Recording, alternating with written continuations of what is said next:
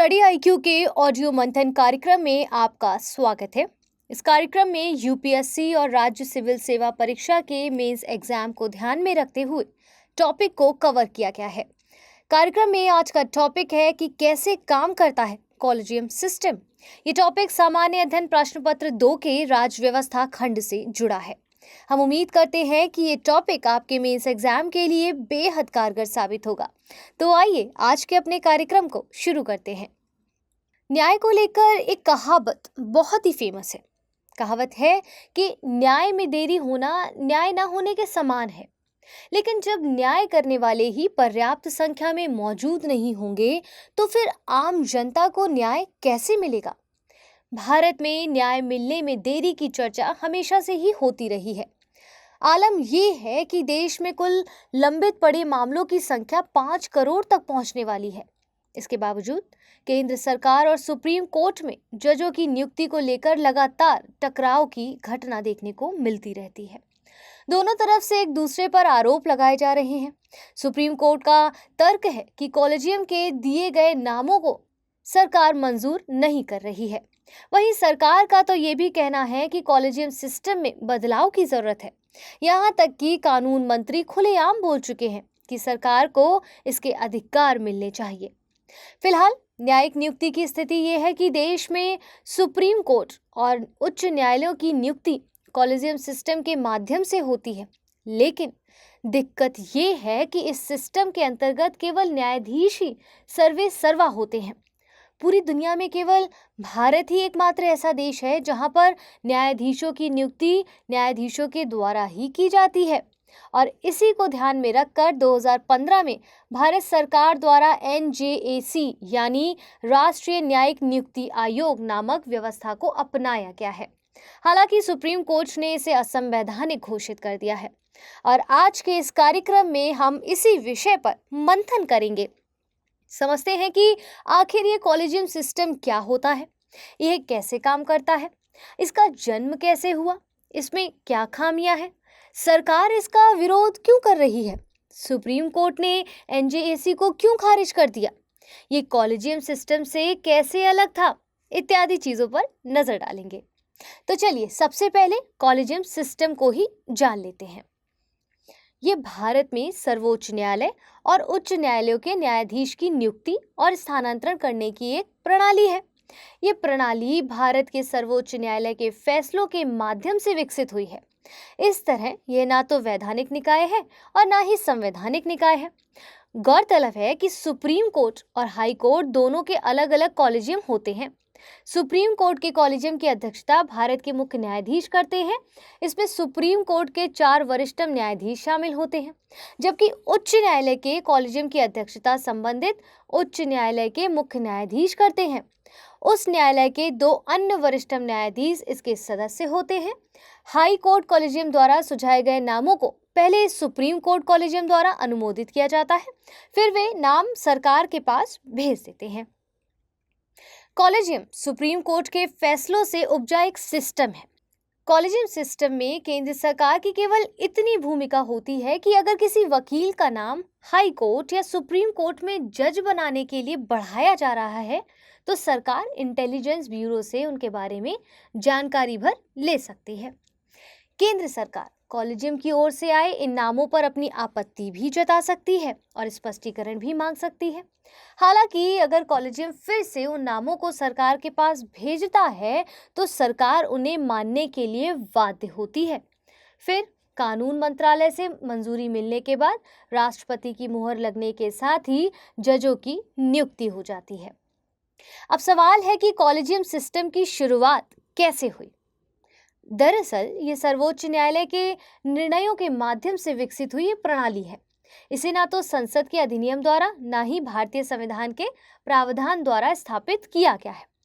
संविधान के अनुसार 1973 तक भारत के मुख्य न्यायाधीश और सर्वोच्च न्यायालय के अन्य न्यायाधीशों की नियुक्ति भारत के राष्ट्रपति द्वारा मुख्य और अन्य न्यायाधीशों के परामर्श से की जाती है। 1973 तक भारत सरकार और मुख्य न्यायाधीश के बीच आम सहमति के कारण ये व्यवस्था जारी रही।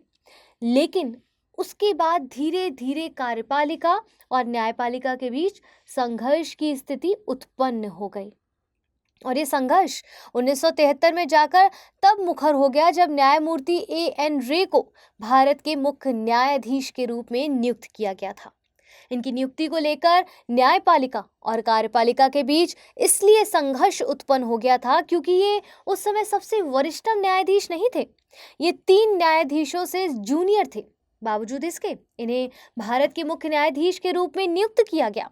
ये मामला अभी शांत भी नहीं हुआ था कि 1977 में एक बार फिर ऐसी स्थिति पैदा हुई जब वरिष्ठतम न्यायाधीश को दरकिनार कर मुख्य न्यायाधीश नियुक्त किए गए।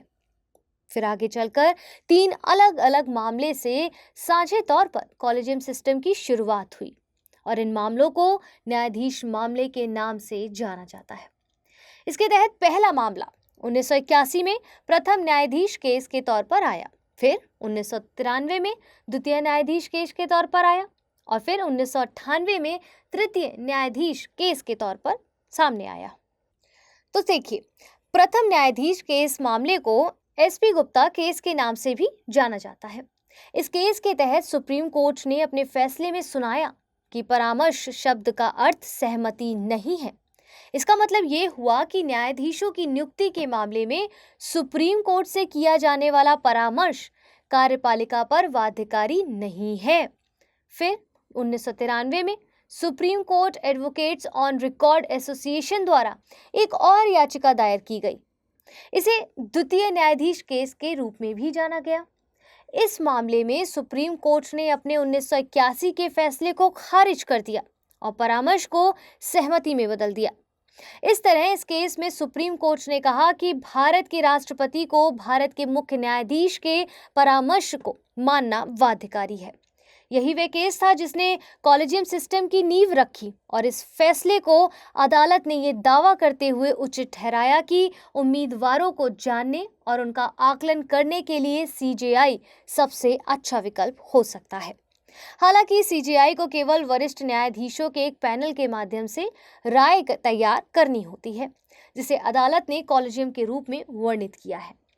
आगे 1998 में तृतीय न्यायाधीश मामला के तहत सुप्रीम कोर्ट ने संविधान के अनुच्छेद 124, 217 और 222 के संबंध में परामर्श शब्द को परिभाषित किया और कहा कि परामर्श प्रक्रिया में केवल मुख्य न्यायाधीश ही शामिल नहीं होंगे, बल्कि कुछ वरिष्ठतम न्यायाधीश भी शामिल होंगे।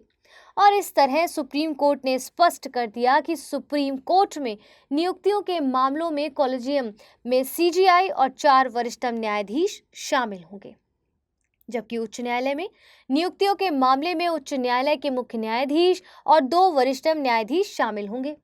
इस तरह से देश में कॉलेजियम सिस्टम की औपचारिक शुरुआत हुई, मगर ये सिस्टम खामियों से दूर नहीं रहा।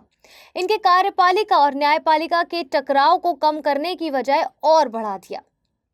अब सवाल ये है कि ये खामियां क्या हैं? तो आइए इसको समझते हैं। इसकी सबसे बड़ी खामी तो ये है कि ये ना तो संवैधानिक है और ना ही वैधानिक है।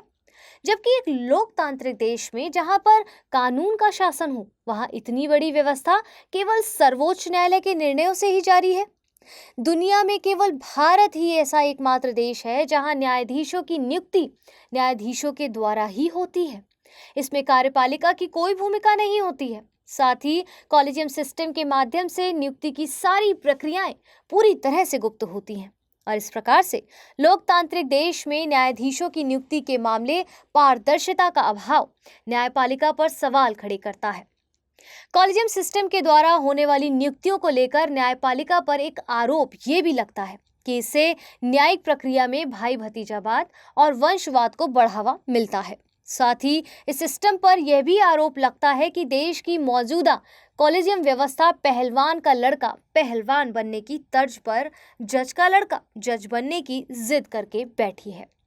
इस व्यवस्था के कारण जजों की नियुक्तियों में देरी होती है और इसके अलावा इस व्यवस्था के तहत योग्य उम्मीदवारों के साथ भेदभाव की गुंजाइश बढ़ती है। इसका नुकसान अंततः देश की न्यायिक व्यवस्था को ही उठाना पड़ता है। और बस इतना ही नहीं है, इस प्रणाली में नियंत्रण और संतुलन के सिद्धांत का उल्लंघन होता है। भारत की लोकतांत्रिक प्रणाली के 3 अंग आंशिक रूप से स्वतंत्र तरीके से काम करते हैं। लेकिन वे किसी भी अंग की अधिक शक्तियों पर नियंत्रण और संतुलन रखते हैं। हालांकि कॉलेजियम प्रणाली न्यायपालिका को ज्यादा शक्ति देती है। ये जांच के लिए बहुत कम जगह छोड़ती है और दुरुपयोग का जोखिम पैदा करती है।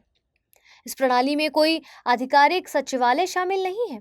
इसे एक बंद कमरे में लिए गए निर्णय के रूप में देखा जाता है। इसकी कोई सार्वजनिक जानकारी भी नहीं होती है कि कॉलेजियम कैसे और कब मिलता है, यह अपने निर्णय कैसे लेता है। इसके अलावा न्यायपालिका में महिलाओं का प्रतिनिधित्व भी काफी कम है। इस तरह से असमान प्रतिनिधित्व चिंता का एक अन्य कारण है। इन कमियों को दूर करने के लिए सरकार 2015 में राष्ट्रीय न्यायिक नियुक्ति आयोग यानी NJAC लाया गया था। इसका उद्देश्य कॉलेजियम सिस्टम की जगह लेना और न्यायिक नियुक्तियों के मामले में न्यायपालिका और कार्यपालिका के बीच एक संतुलन स्थापित करना था। इसमें न्यायाधीशों की नियुक्ति का कार्य संभालने के लिए 3 न्यायाधीश, विधि मंत्री और 2 प्रतिष्ठित व्यक्ति शामिल थे। सुप्रीम कोर्ट ने न्यायपालिका की स्वतंत्रता का हवाला देते हुए 4:1 के बहुमत के फैसले से NJAC को रद्द कर दिया।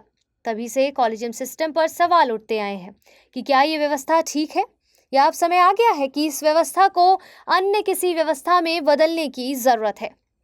ऐसे में सवाल है कि आगे की राह क्या हो। चूंकि कॉलेजियम सिस्टम का कोई संवैधानिक दर्जा नहीं है, इसीलिए सरकार को इसको पलटने के लिए कोई कानून लाना चाहिए ताकि भारत की न्याय व्यवस्था में काबिज कुछ ही लोगों का एकाधिकार खत्म हो जाए। न्यायिक विशिष्टता की गारंटी देने वाले न्यायपालिका की स्वतंत्रता को बनाए रखने के साथ ही एक स्थायी और स्वतंत्र निकाय के बारे में सोचने का समय आ गया है। कई दशकों तक न्यायिक सेवा में सक्रिय रहने वाली फली नरीमन ने स्वीकार किया है कि जजों की नियुक्ति की मौजूदा प्रणाली कॉलेजियम सिस्टम में दिक्कतें हैं, इसमें सुधार की जरूरत है। वैसे भी जजों का काम दूसरे जजों की नियुक्ति करना नहीं है और इस प्रकार इसे किसी दूसरी व्यवस्था से रिप्लेस किया जाए। इसके अलावा न्यायपालिका और विधायिका के बीच संवाद की जरूरत है। अगर इन दोनों के बीच संवाद खत्म होता है तो विश्वास भी खत्म होता है। इससे बार बार चीजें प्रेस में जाती हैं। इससे अच्छा है कि वो आपस में मुलाकात करते रहें। संवाद ही इस समस्या के निवारण का एकमात्र हल है। इससे जल्दी से न्यायपालिका और कार्यपालिका के बीच तनाव को खत्म किया जा सकता है और न्यायिक प्रक्रिया आगे बढ़ाया जा सकता है। इससे न केवल जनता को मिलने वाला न्याय प्रभावित होता है, बल्कि जनता का लोकतंत्र से विश्वास भी उठता है।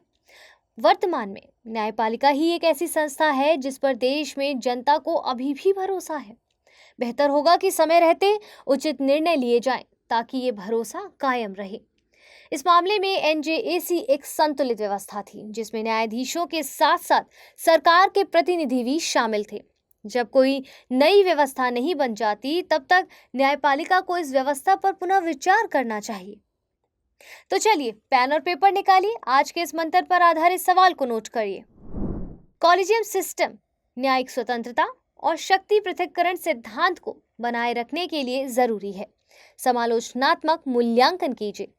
तो फिलहाल के लिए आज के ऑडियो मंथन में इतना ही। जल्द मिलेंगे एक और नए टॉपिक के साथ। तब तक के लिए धन्यवाद।